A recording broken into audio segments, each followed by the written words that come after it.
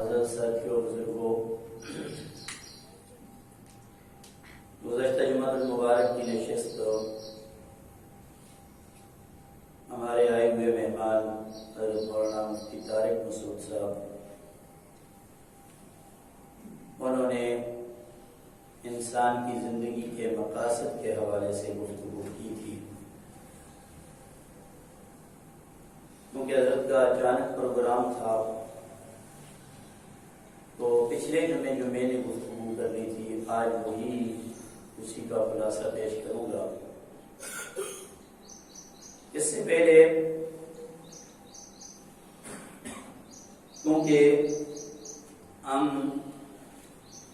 عبادات کو تو جانتے ہیں، لیکن اس کے ساتھ ساتھ ہماری زندگی میں ایسی کئی چیزیں داخل ہو جاتی ہیں جن سے دین کا دور دور تک کوئی تعلق نہیں ہوتا، کیونکہ سمجھ کی کمی ہوتی ہے، فہم و ذکا کا بصیرہ نہیں ہوتا، جس کی بنا پر کچھ مشکلات پیش آتی ہیں۔ اسی میں سر فہرست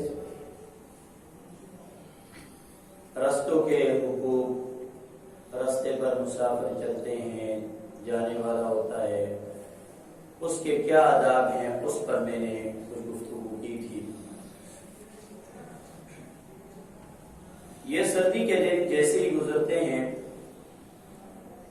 اس کے ساتھ ساتھ ایک اور رسم جو ہمارے معاشرے میں جگہ پکڑ جاتی ہے اور ایک طویل عرصے سے یہ سلسلہ چلتا آیا، لیکن کسی بھی چیز کو ایک تقویت دینے سے اور اس کے رواج کے عام ہو جانے سے وہ چیز شریعت کا حصہ نہیں بنتی، بلکہ شریعت مطہرہ وہی ہے جو جناب آقا دو عالم صلی اللہ تعالی علیہ وسلم نے بیان فرمائی، آپ پر نازل ہوا، آپ نے امت کو سکھا دیا، اعلان ہو گیا الیوم اکملت لکم دینکم، دین تمہارے لیے مکمل کیا جائے گا۔ سردی کے دنوں کے بعد ابھی جس طرح ایک موسم شروع ہوتا ہے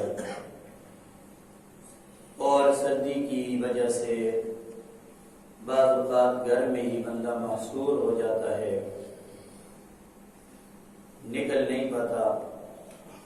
جیسے ہی سردی کے دن گزرتے ہیں تو انسان کی طبیعت میں موسم بہار کے ساتھ ساتھ ایک نشاط پیدا ہوتا ہے، جہاں ہر طرف پھول کھلتے ہیں، ہر طرف سبزہ لہراتا ہے اور ہر طرف بہار کا سما ہے، تو انسان نے بھی یہ کوشش کی کہ اس کی زندگی میں بھی ایک سیزن کے گزر جانے کے بعد دوسرے سیزن میں بھی کچھ تبدیلی آئے، کچھ تبدیلی رونما ہو جائے۔ اس کے لیے چونکہ انسان نے وہ طریقہ اختیار کیا جو انسان کی عقل کا گڑھا ہوا طریقہ ہے، جو انسان کی اپنی بنایا ہوا طریقہ ہے، جس کے پیچھے کوئی شریعت کا، کوئی قرآن کا، کوئی حدیث کا کوئی جز موجود نہیں، کوئی دلیل موجود نہیں، اور اس کی قانونی طور پر پابندیاں بھی عائد کی گئی، پابندیاں لگائی گئی، کیونکہ اس کے نتائج وہ انتہائی مہلک ثابت ہوئے اور اس کے نتیجے میں قیمتی جانوں کا ضیاع ہوا، ادارے متحرک ہوئے، بالآخر اس پر پابندیاں بھی لگائی گئی، لیکن اس کے باوجود آج تک کم و بیش پاکستان، ہندوستان اور پاکستان میں بالخصوص پنجاب کے اندر اس کا وہی شعرہ ہے، اس کا وہی طریقہ کار ہے، مختصر الفاظ میں اس کو بسنت کہتے ہیں،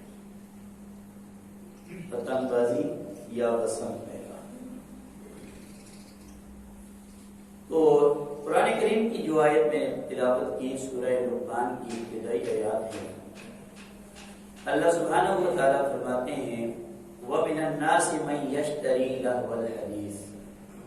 لوگوں میں سے وہ جو لہو بات کو خرید لیتا ہے، لِيُضِلَّ عَن سَبِيلِ اللَّهِ، تاکہ وہ لوگوں کو گمراہ کرے، اللہ تعالیٰ کے راستے سے دور کر سکے، بغیر علم، اس کے پاس کوئی اس کی سند نہیں ہے، کوئی دلیل نہیں ہے، کوئی حجت نہیں ہے، وَيَتَّخِذَهَا هُزُوًا، اور یہ اس کو مذاق بنا لیتا ہے، ٹھٹھا کرتا ہے، استہزاء کرتا ہے، أُولَٰئِكَ لَهُمْ عَذَابٌ مُّهِينٌ، ان کے لیے دردناک عذاب ہے، تکلیف دہ معاملہ ہے۔ جنوری کی درمیانی حصے سے لے کر موسم کی تبدیلی کے ساتھ ساتھ فروری تک، مارچ تک یہ اثر رہتا ہے، کیونکہ کبھی بارشیں ہو گئی تو دن مزید ذرا سردی والے بن جاتے ہیں۔ اس میں عام طور پر دو قسم کی اس کی جو بنیاد ہے، اس میں دو قسم کے خیالات پائے جاتے ہیں، دو قسم کے نظریے یوں سمجھ لیجئے کہ پائے جاتے ہیں۔ ایک تو یہ کہ یہ کوئی مذہبی تہوار نہیں، بلکہ یہ صرف ایک تفریح کا سامان ہے، جس طرح ایک موسم ختم ہوتا ہے دوسرا موسم شروع ہوتا ہے، تو موسم کی تبدیلی کے ساتھ ساتھ انسان نے بھی یہ کوشش کی کہ ہم تفریح کے طور پر کچھ دن منا سکیں، اور اس کا طریقہ یہ اختیار کیا پتنگ بازی کرنا اور ہوا کے اندر پتنگ اڑانا، یہ ایک تفریح کے لیے یہ سلسلہ شروع کیا گیا۔ دوسرا جو اس کا نظریہ پایا جاتا ہے اور تعلق پایا جاتا ہے، اس کے پیچھے ایک بہت بڑی کہانی ہے، بہت بڑا واقعہ ہے، جس کو بہت سارے دانشوروں نے ذکر کیا کہ اس کے پیچھے جس کی یاد میں یہ سارا کچھ کیا جاتا ہے، 1.5-2 مہینے صرف کیے جاتے ہیں اور ایک خونی کھیل کھیلا جاتا ہے، یہ ایک گستاخ رسول کی یاد تازہ کرنے کے لیے کیا جاتا ہے۔ سیالکوٹ کا ایک لڑکا تھا اور اس کا وہ ایک اسکول میں پڑھتا تھا، تو ٹیچر اور دیگر اسٹوڈنٹس کے سامنے اس نے جناب نبی دو عالم صلی اللہ تعالی علیہ وسلم کی شان میں گستاخی کی، اسی طرح حضرت فاطمہ رضی اللہ تعالیٰ عنہ کی شان میں گستاخی کی، اور بڑے عجیب جملے اس نے بولے۔ تو جو مسلم کمیونٹی تھی وہ متحرک ہوئی اور اس کے خلاف ریٹ دائر کی گئی، نتیجہ یہ کہ اس کو سزا سنائی گئی، اور اس سزا پر غیر مسلم سکھ اور ہندو گھرانے بڑی تشویش میں مبتلا ہوئے، انہوں نے اس کو ٹالنے کی از حد ممکن کوشش کی، لیکن یہ سزا نہ ٹل سکی، یہاں تک کہ اس کو سزا دی جا چکی۔ اب اس کے بعد مسلمانوں کے خلاف یہ لوگ ایک ہو گئے، اور یہاں تک کہ مسلمانوں کا قتل عام شروع ہوا، اور جس دن میں اس گستاخ رسول کو سزا ہوئی تھی وہ 14 جنوری کا دن تھا۔ تو بعد میں مسلمانوں پر بھی صعوبتیں آئیں، تنگیاں آئیں، پریشانیاں آئیں۔ اب اس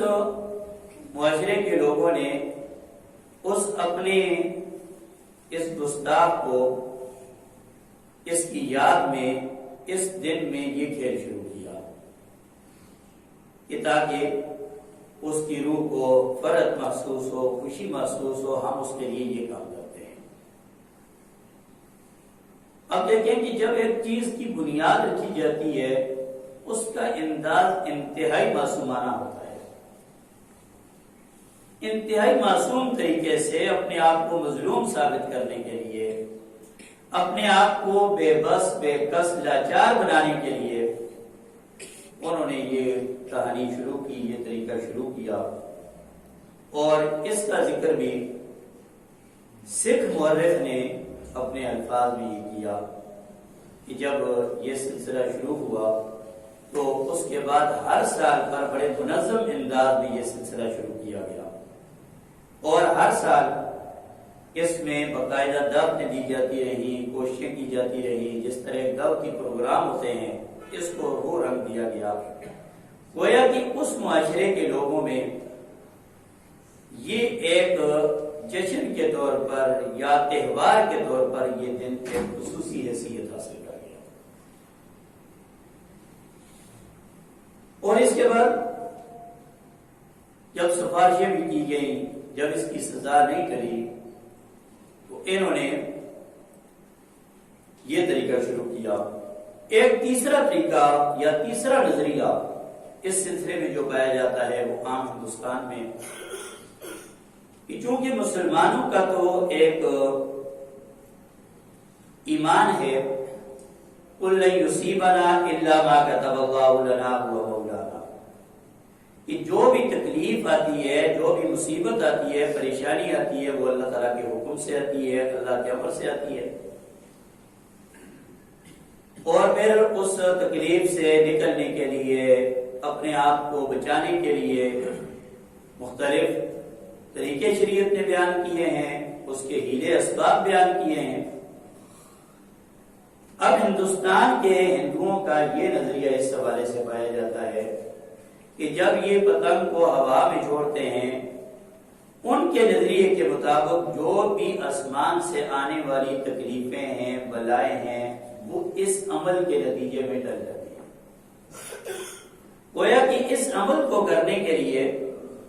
کے بعد وہ نیک شگون یہ لیتے ہیں کہ ہمارے اس پتنگ بازی سے، اس پتنگ اڑانے سے آنے والی تکلیفیں ڈلتی ہیں. اور اس میں بھی بڑا دلچسپ پہلو، ابتداءً تو سادہ سی کہانی تھی، بعد میں پھر اسی پتنگ پر کارٹون کی شکلیں بنائی گئی ہیں، آنکھیں بنائی گئی ہیں، ایک ڈرامئی شکل اختیار کر گئی. یہی وجہ ہے کہ آج تک آپ نے بھی دیکھا کہ اکثر پتنگ باز، پتنگ اڑانے والے یا اس مشغلے میں پیش جو ہوتے ہیں، وہ آرڈر پر تیار کرواتے ہیں اور اس کے رنگ بھی خود پیش کرتے ہیں، اس کے کلر، اس کے اندر ڈیزائننگ بھی. یہ بھی ہندوؤں سے لیا گیا نظریہ ہے، تاکہ اس پر آنکھیں بنائیں، اس پر کچھ کارٹون بنا دیں، تاکہ اس کو جب ہم ہوا میں اڑائیں تو آنے والی مصیبت اس کو دیکھ کر ٹل جائے اور ہم اس تکلیف سے، اس پریشانی سے محفوظ رہ سکیں. تو یہ تین طریقے یا تین نظریے اس حوالے سے پائے جاتے ہیں. اب قرآن کریم کی آیت میں نے تلاوت کی، سورہ لقمان کی آیت کریمہ ہے کہ اللہ تعالیٰ فرماتے ہیں، اب ان تین کے ساتھ اس آیت کو ملا کر ذرا دیکھیے. وَمِنَ النَّاسِ مَن يَشْتَرِي لَهْوَ الْحَدِيثِ، لوگوں میں سے بعض وہ ہیں جو بیکار لغو کام کو عام کرنے کی کوشش کرتے ہیں، اس کو بیچ دیتے ہیں، فروخت کر دیتے ہیں. اور اس کا مقصد کیا ہوتا ہے؟ لِيُضِلَّ عَن سَبِيلِ اللَّهِ، تاکہ لوگ گمراہ ہو جائیں، تاکہ لوگ گمراہی کا شکار ہو جائیں. ابھی پچھلے ہفتے میں ذمہ داران آئے، ہمارے پاس آئے کہ جی آپ اعلان کر دیں کہ خدا را یہ پتنگ بازی کوئی بھی نہ کرے، کیونکہ ظاہر ہے کہ ایک اگر کوئی بندہ، کوئی بچہ حرکت کرتا ہے، اس کے نتیجے میں جتنا بھی نقصان ہوتا ہے یا ممکنہ نقصان ہوتا ہے، اب اس کی سب سے بڑی ذمہ داری وہ متعلقہ اداروں پر عائد ہوتی ہے. اب وہ بیچارے اپنی کوشش کرتے ہیں، مساجد میں اعلان کرتے ہیں، پبلک جگہ پر جاتے ہیں کہ جائے کسی بھی طرح لوگ رک جائیں اس ملک سے. اور 2018 تک تو یہ قانونی پابندی عائد تھی. افسوس صد افسوس کہ 2018 کے بعد اس میں کچھ نرمیاں دی گئی ہیں کہ جی ایک تفریح تو ہے، بس کی کرنے دیں، جو کرتا ہے کرے، اس پر کوئی قدر نہیں لگانی چاہیے. اس کا اپنا اختیار ہے کہ وہ چاہے وہ کر سکتا ہے، لیکن ہم ہر اس عمل سے جو بھی انسان کی جان کے نقصان کا، اس کے مال کے نقصان کا ذریعہ بنے، شریعت مطالعہ آپ اس عمل سے انسان کو ہاتھ پکڑ کر، ہاتھ تھام کر روکنے کی کوشش کرتی ہے۔ ان تجتنبوا کبائر ما تنہون عنہ، کہ جی تم یہ کام نہ کرو، اس میں بڑی بڑی منکرات ہیں، بڑی بڑی برائیاں ہیں، اور بڑے بڑے اس میں تمہارے نقصانات ہیں۔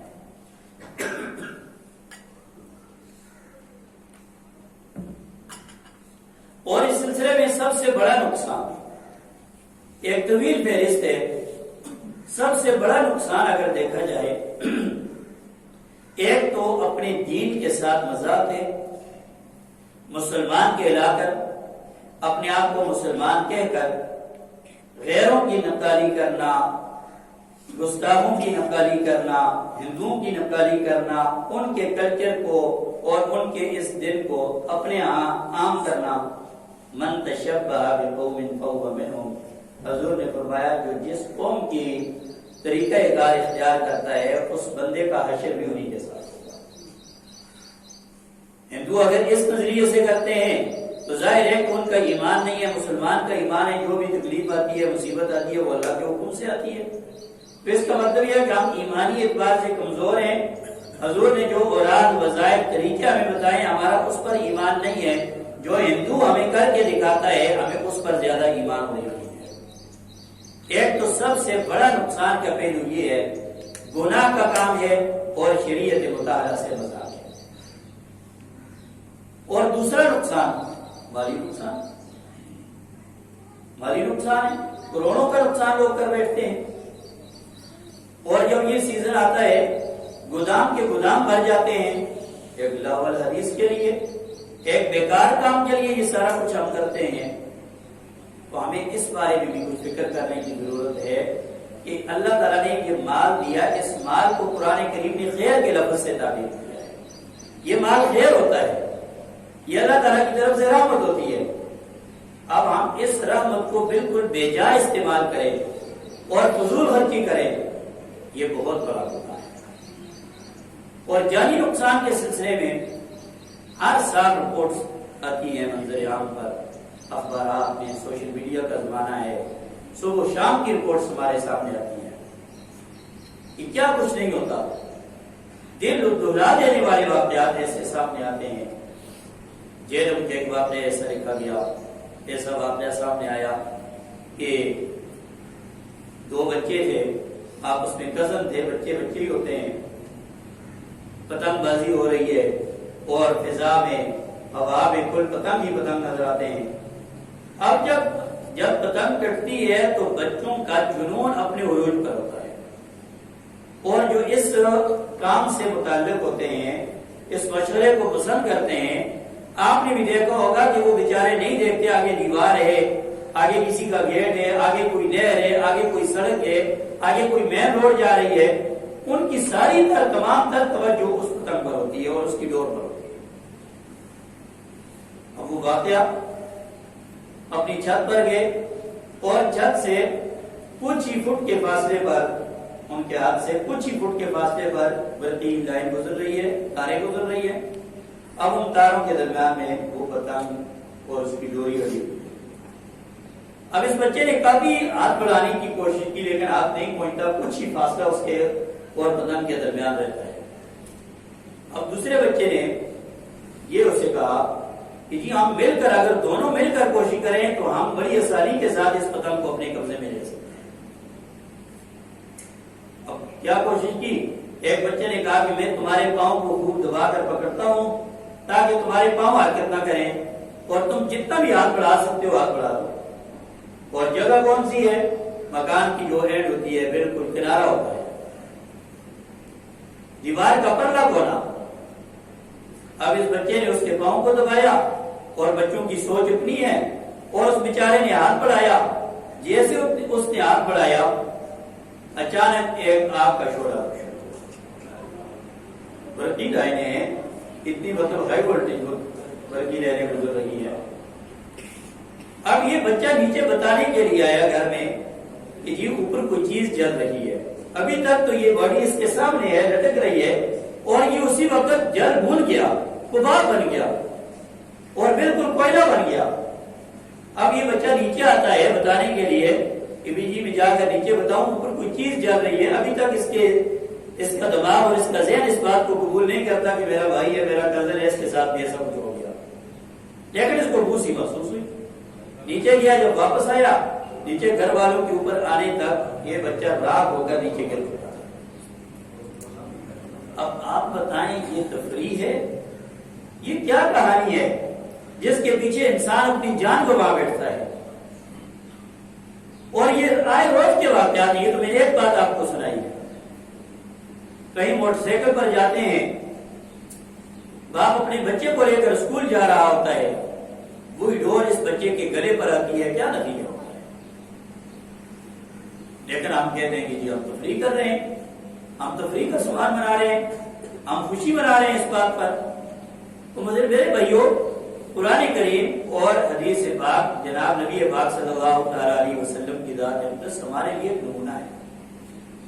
اب آج وہ چیز جو انسان کو نقصان کی طرف لے جانے والی ہے وہ منع ہے۔ اب ہم نے تو چونکہ اپنی عقل کے ترازو سے اس چیز کو دیکھا، وہ تفریح کرتے ہیں، وہ خوشی سمجھتے ہیں، ہم بھی ایسا کرتے ہیں، ہم بھی پتنگ اڑاتے ہیں، اور پورا پورا دن والدین کو خبر تک نہیں ہوتی، بچے گراؤنڈ میں ہوتے ہیں،